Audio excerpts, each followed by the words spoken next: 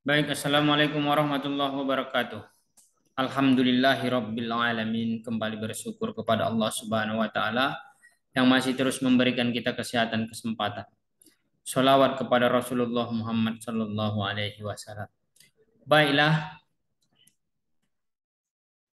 seluruh masyarakat BK, mahasiswa-mahasiswa bimbingan dan konseling, pada kesempatan kali ini saya akan membagikan materi mengenai laporan hasil praktek lapangan bimbingan dan konseling. Ini hasil laporan praktek lapangan bimbingan dan konseling yang saya laksanakan bersama teman-teman ketika mengambil S2 di Universitas Negeri Padang selama 6 bulan. Mudah-mudahan ini akan bermanfaat kepada mahasiswa kami ya, Prodi Bimbingan dan Konseling Islam BIN Langsa maupun seluruh mahasiswa Prodi BK yang ada di Indonesia. Jadi bagaimana laporan-laporan yang harus disiapkan, kemudian bagaimana pelaksanaan seminar hasilnya. Baik, izinkan saya untuk share screen ya.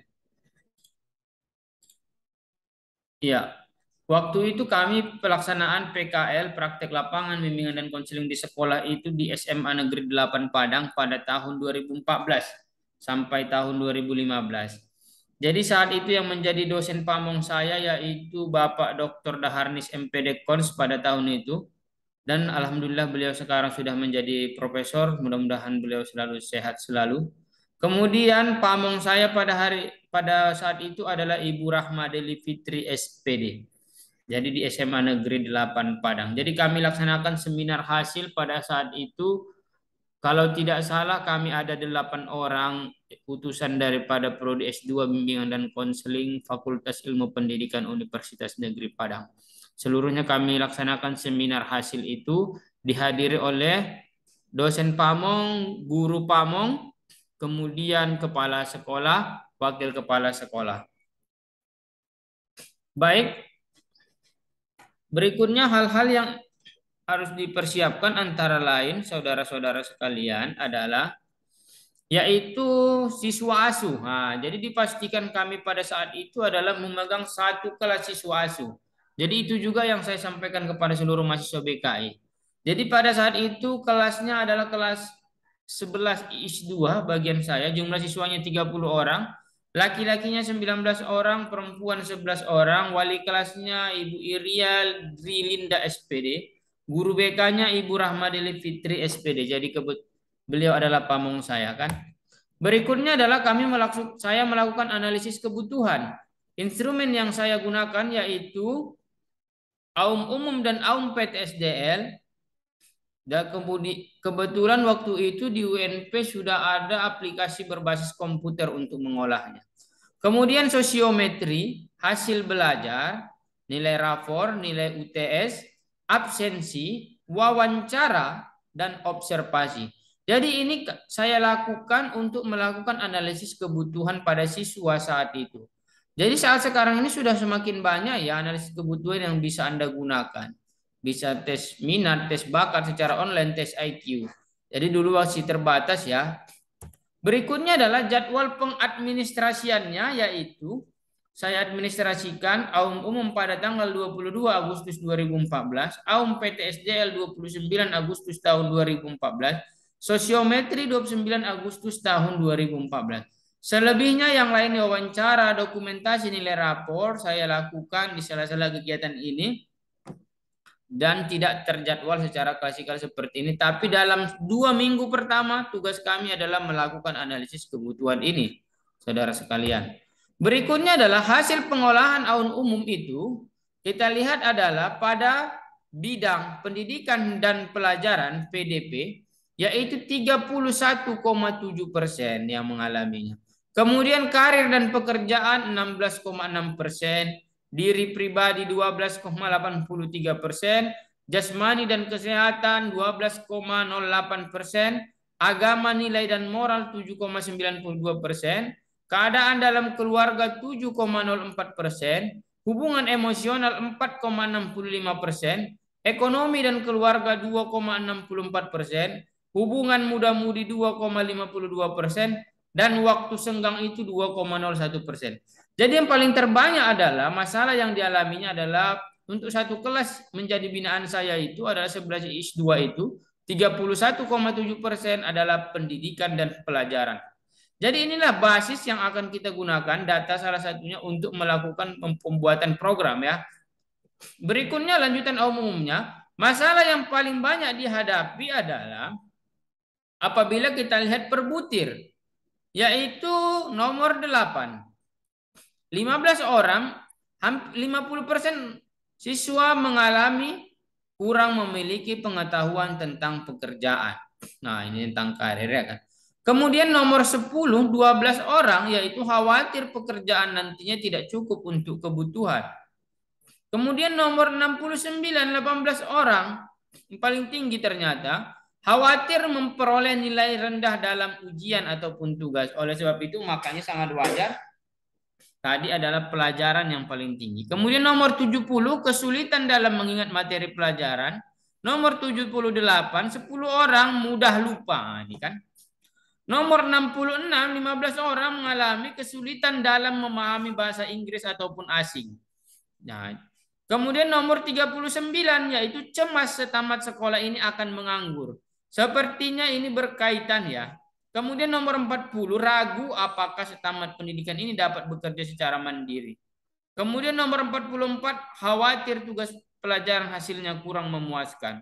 Nomor 43 10 orang kurang konsentrasi dalam mengikuti pelajaran. Jadi itulah secara butir nomor umum yang menjadi paling banyak dialami oleh siswa binaan saya pada saat itu. Berikutnya adalah bidang AUM PTSDL. Bidang keterampilan belajar dengan jumlah masalah keseluruhan adalah 648 dengan persentase rata-ratanya 48,11%. Jadi kembali lagi-lagi ya masalah pelajaran. Bidang diri pribadi dengan jumlah masalah keseluruhan adalah 235 dengan persentase yang dihadapi adalah 17,45%. Jadi yang kedua itu adalah diri pribadi. Yang ketiga, bidang lingkungan fisik dan sosio-emosional dengan jumlah masalah keseluruhan 217, persentase rata-rata 16,11%. Kemudian bidang prasyarat penguasaan materi pelajaran dengan jumlah rata-rata masalah keseluruhan 137 dengan persentase 10,17%.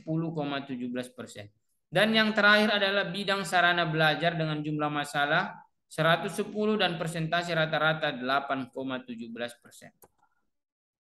Berikutnya adalah hasil sosiometri belajar, yaitu siswa yang paling disukai dalam belajar ialah PA.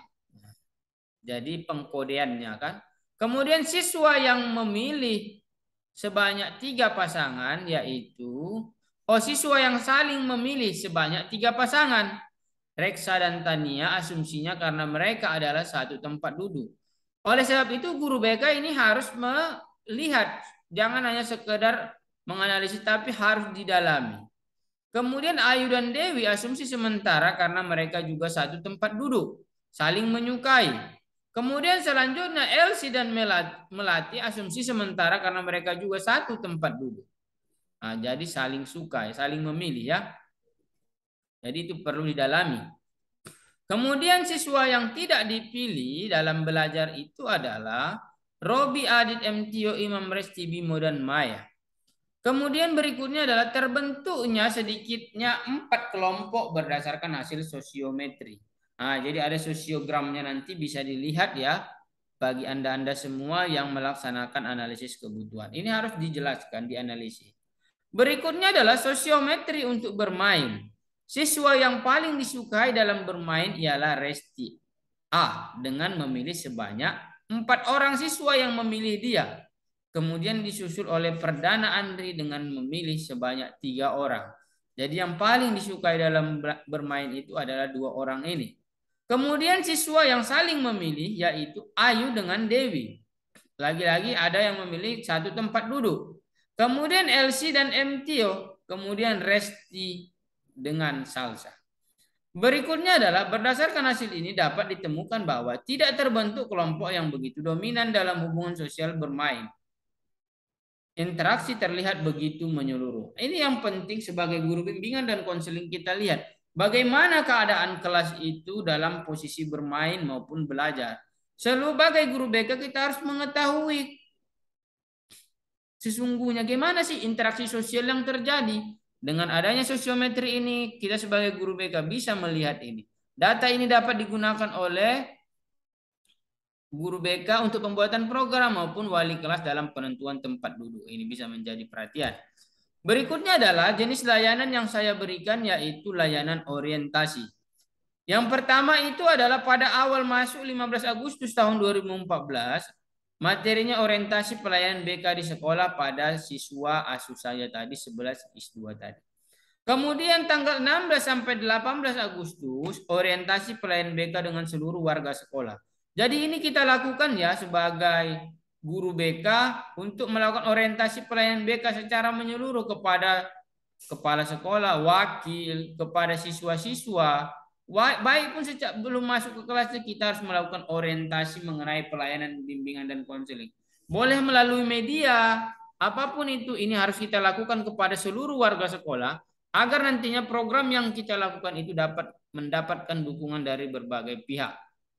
Berikutnya adalah layanan informasi yang kita berikan itu adalah selama 6 bulan ini, yaitu adalah 5 September 2014 pemahaman diri sendiri, materinya inilah saya. Kemudian 12 September penginformasian hasil AUM dan sosiometri. 19 September aku dan masa depanku. Ini tadi. Kenapa materi ini dipilih? Dikarenakan tadi adalah banyak yang merasa ragu. Setelah tamat ini mau kemana? Makanya materi ini saya siapkan. Kemudian 26 September adalah berteman yang menyenangkan dan menguntungkan. Ini materi yang saya siapkan. Karena tadi kan ada masalah diri pribadi dan sosial. Kemudian 17 Oktober katakan tidak pada kekerasan. Ini kenapa ini saya ambil? Ini sifat insidental karena pada momen itu ada terjadi di sebelah sekolah kami itu terjadi tawuran antar sekolah. Jadi mau tidak mau kita sebagai guru bimbingan dan konseling memberikan layanan informasi untuk konsep pemahaman dan pencegahan kepada mereka. Berikutnya adalah lagi-lagi berpikir positif. Karena apa? Bagaimana mempersiapkan masa depan itu adalah harus berpikir positif. Kemudian 31 Oktober 2014 adalah materinya motivasi diri. Aku bisa kepada mereka. Berikutnya 14 November 2014 mengembangkan sikap kepedulian sosial. Yang ke-28 November untuk persiapan ujian, tadi kan ada juga tadi keraguan bahwa bagaimana ragu untuk nilai ujian. Jadi kita siapkan materi layanan informasinya yaitu persiapan menghadapi ujian, katakan tidak untuk mencontek. Nah, ini yang sudah dilaksanakan. Berikutnya adalah layanan penempatan dan penyaluran yang saya berikan pada saat itu adalah 19 September 2014 adalah penempatan tempat duduk siswa. Jadi berdasarkan hasil sosiometri tadi mereka kan ini baru masuk nih kelas 11. Jadi ini kita rekomendasikan penempatan tempat duduk kepada wali kelas. Berikutnya 20 September 2014 adalah penempatan dalam konseling kelompok. Jadi sesuai dengan analisis kebutuhan apa-apa topik materi-materi yang kita gunakan untuk konseling kelompok, kita tempatkan per kelompok-kelompok mereka kita pilih. Berikutnya 27 September penempatan dalam bimbingan kelompok. 23 Agustus dan seterusnya sampai akhir yaitu kami menempatkan pada hobi, minat dan ekskul masing-masing pada siswa itu. Kemudian layanan penguasaan konten yang kita berikan itu adalah waktu pelaksanaan 7 November 2014. Materinya adalah merespon dalam pembelajaran. Jadi ini yang kita lihat berdasarkan pembelajaran itu adalah siswa-siswa ini masih kurang percaya diri, ragu untuk memberikan pendapat, bertanya walaupun dia tidak mengetahui. Kemudian 21 November 2014 lagi-lagi adalah kita mempersiapkan masa depan mereka, yaitu menabung untuk masa depan. Kemudian 12 November 2014 adalah cara meminta maaf kepada guru. Ini dikarenakan ada pada kondisi ada beberapa siswa itu yang dikeluarkan dari kelas, tidak boleh masuk sehingga saya mengambil inisiatif bahwa perlu nih menganalisisnya dengan membuat layanan penguasaan konten yaitu cara meminta maaf kepada guru. Kemudian untuk layanan konseling perorangan, jadi tadi konseling kelompok, bimbingan kelompok sudah dilaksanakan. Hampir seluruh siswa dari 30 siswa, 24 siswa itu saya lakukan layanan konseling perorangan ya. Dari 30 sampai 24. Jadi seluruhnya mendapatkan layanan ya. Berikutnya adalah layanan bimbingan kelompok yang saya lakukan itu sudah 8 kali selama 6 bulan ya. Untuk satu kelas. Kelas-kelas tambahan juga ada. Yang pertama itu adalah kelompok 1 kebiasaan suka mencemooh. Berikutnya ini bidang apa ini? Belajar tadi kan. Kemudian masa depan. Kelompok kedua. Kelompok ketiga interaksi sosial di kelas. Kelompok keempat dampak pergaulan bebas. Ini topik bebas, topik bebas. Berikutnya adalah topik tugas yang sesuai dengan program itu adalah merespon dalam pembelajaran. Berikutnya adalah pilihan karir masa depan. Nah, topik tugas ini. Berikutnya adalah hakikat menutup aurat bagi perempuan. Yang berikutnya adalah keterampilan belajar dalam mengerjakan PR. Berikutnya adalah layanan konseling kelompok yang saya lakukan itu adalah 4 kali. 4 kelompok, walaupun ada satu kelompok itu bisa 2 atau 3 kali pertemuan. Yaitu yang pertama masalah yang dibahas yaitu siswa sering ditertawakan di kelas. Kemudian hubungan muda-mudi. Kemudian kelompok 3 persaingan di dalam kelas. Yang keempat cemas menjadi pengangguran setelah SMA. Jadi jika kita lihat adalah bahwa masalah topik yang dibahas itu sesuai dengan analisis kebutuhan yang kita lakukan itu di awal ya. Adik-adik sekalian, saudara-saudara sekalian. Berikutnya adalah ada layanan konsultasi yang saya lakukan antara yaitu konsulti. Ada konsulti 3 orang dan pihak yang dikonsultasikannya juga sudah ada. Jadi ini juga sudah kita lakukan ya. Berikutnya adalah ini tadi yang saya sampaikan. Saya juga memediasi antara siswa dengan guru mata pelajaran dengan berbagai tahapan setelah dilakukan. Pertama, ketika dilakukan layanan konseling individu ditemukan ini. Sehingga saya memediasi 2 klien ini dengan 2 guru mata pelajaran. Karena mereka mendapatkan hukuman tidak boleh masuk ke kelas. Oleh sebab itu, saya melakukan konseling individu dan dimediasi. Alhamdulillah semuanya berjalan dengan lancar. Mereka dapat kembali mengikuti pelajaran dengan ketentuan-ketentuan yang sudah mereka sadari dan mereka akan merubah kebiasaan mereka. Berikutnya adalah kegiatan pendukung yang dilakukan itu adalah antara lain tadi sudah jelas, sosiometri juga aplikasi instrumentasi ya. Himpunan data saya kumpulkan biodata mereka. Baik di aplikasi Excel. Kemudian mengumpulkan nilai seluruh siswa binaan itu 30 akhir semester yang lalu. Nilai rapor, nilai ulangan semua dikumpulkan. Kemudian merekap absensi siswa 1 minggu 1 kali. Ini semua ada rekapannya himpunan data ini. Berikutnya adalah konferensi kasus, itu belum ada dilakukan ya, belum ada. Karena memang sifat insidental belum ada dilakukan. Kunjungan rumah juga belum terlaksana, belum ada melakukan kunjungan rumah selama 6 bulan untuk siswa binaan ini. Kemudian tampilan kepustakaan terlaksana, jadi kami menyediakan ya di perpustakaan maupun di ruang BK buku-buku ataupun materi-materi yang sesuai dengan masalah yang dialami oleh siswa. Berikutnya adalah alih tangan kasus. Jadi karena saat itu kita juga sebagai guru PPL, PKL, maka saya mengalih tangankan kasus. Ada 2 siswa saya alih tangankan kepada guru PAMO. Berikutnya adalah kegiatan khusus yang dilakukan yaitu kegiatan kelompok belajar kepada siswa. Kemudian penjurusan siswa, yang terakhir adalah bimbingan teman sebaya. Kemudian kegiatan tambahan yang kami lakukan sebagai guru praktek lapangan itu adalah upacara bendera, piket sekali 1 minggu sudah ada, panitia ujian juga kita dilibatkan sebagai supporter ketika ada perlombaan bola kaki di stadion antar sekolah SMA sekota Padang.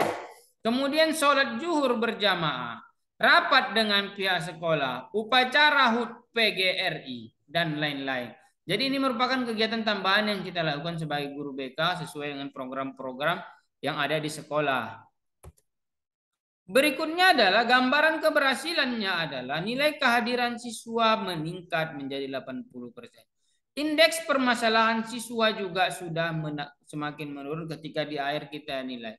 Kemudian keaktifan siswa juga sudah meningkat dan peningkatan nilai mid dan semester.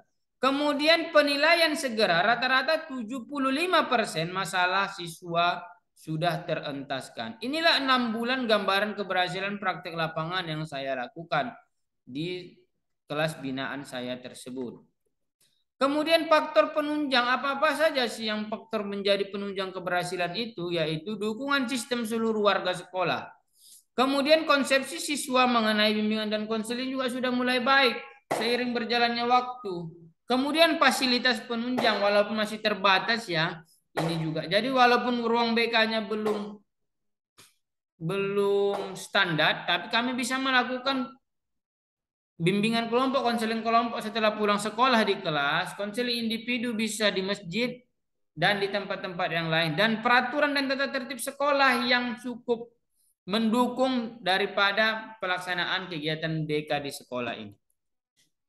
Faktor penghambatnya seperti saya katakan tadi adalah fasilitas ruangan BK yang masih belum memadai, belum ada ruang khusus pada saat itu tahun 2014, konseling individu maupun bimbingan kelompok dan konseling kelompok. Kemudian padatnya waktu pembelajaran. Pada saat itu kalau saya tidak salah, siswa itu pulang pukul setengah 3 sore. Nah, ini juga menjadi faktor penghambat. Jadi oleh sebab itu menjadi siasat bagi kita sebagai guru praktek lapangan pada saat itu. Kemudian saran-saran sudah saya jadi begitulah saudara-saudara mahasiswa saya yang sedang melaksanakan praktek lapangan, gambaran seminar hasil praktek lapangan BK di sekolah. Mudah-mudahan ini gambaran yang bisa Anda menjadi dasar ataupun inspirasi Anda untuk membuat program. Seperti itulah dia. Selama kami dulu 6 bulan, sekarang Anda 2 bulan. Kemudian yang perlu kita pahami bahwa BK itu adalah sebuah proses. Jadi tidak bisa semerta-merta juga langsung hasilnya dapat kita lihat. Kemudian membutuhkan dukungan dari berbagai pihak. Yang penting keyakinan kita adalah bahwa kita semua itu hebat, kita semua itu mampu melakukan program sesuai dengan analisis kebutuhan yang sudah kita lakukan. Dan saya percaya apa yang kita lakukan sebagai guru BK itu akan bermanfaat bagi siswa-siswa kita. Dan yang perlu kita pahami adalah BK itu sangat asik dan BK itu menyenangkan. Pengalaman kami waktu praktek lapangan BK ini adalah yang dari awalnya siswa itu tidak mau datang ke ruangan BK, alhasil yang paling menarik itu adalah ketika istirahat pun mereka datang mau ngobrol, mau bercerita kepada kita di ruangan BK sesama guru BK. Nah, itu merupakan sebuah keniscayaan. Dan secara kuantitatif tadi sudah saya jelaskan kepada kita semua. Baik, itu saja yang ingin saya bagikan kepada kita semua. Mudah-mudahan bermanfaat karena memang PKL ini akan berakhir. Itu pada tahun 2014 ya, saya ulang saja materinya, mudah-mudahan bermanfaat. Dan menurut saya saat ini walaupun kurikulum merdeka, kalau untuk bimbingan dan konseling dari dulu sudah menerapkan kurikulum merdeka. Semoga bermanfaat, lebih kurang mohon maaf. Wabillahi taufiq wal hidayah.